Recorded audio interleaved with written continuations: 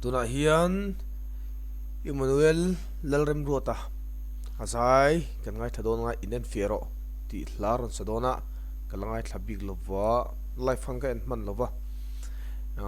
tuna ngai thlang o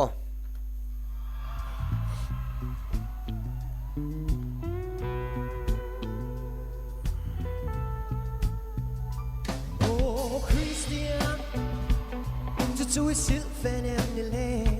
o derna chui ming ta kem nile o huana chui tin lung em ni zo le it's all nun kha vana ma ken long che hoi kiro kwa dai ma ya ho te go now in a kat te in un fung zong ti kha ni la le liam em Christian di atanamo non chung zelin in men fiaro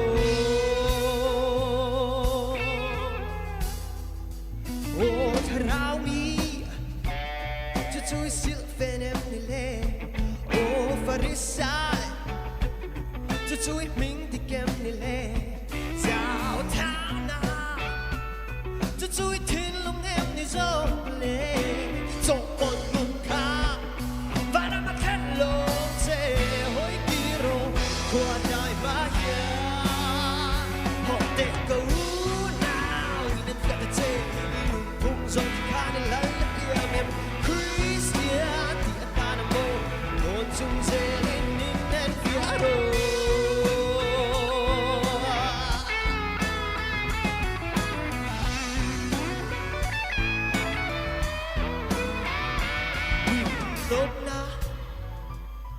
chui silfen em nile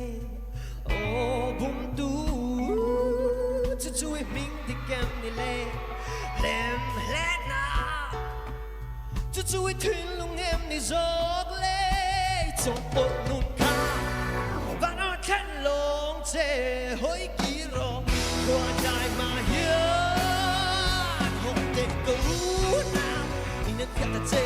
in un pung zong ti kha ni la le diam em Christian di atanamo ko chung ze in nen fiaro now in a kat te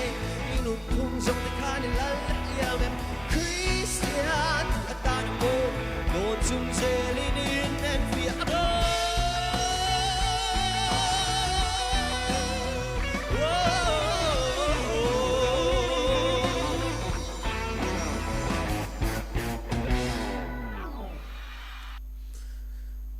Emmanuel aron zai thakhup maya ani hi atirte tanga borok nei lian ber tia chalngam khania mi duron mi staron mai khania azai hi angai nom tluan de para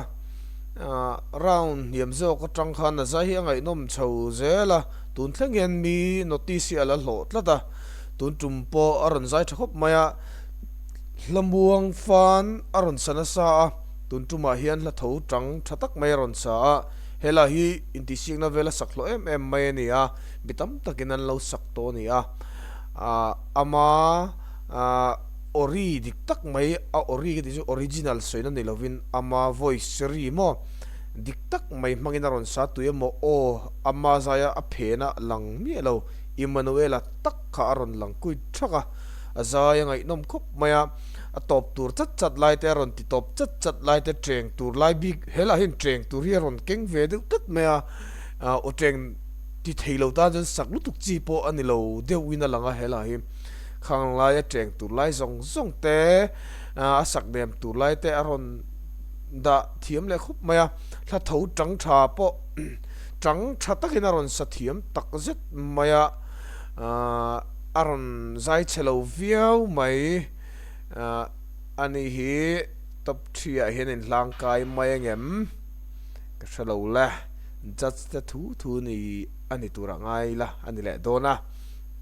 then view satang 125% kha makron king vedon thon ka ria a fence te pol tang sau sau te u zai chelo khop mai zai ngai nom khop mai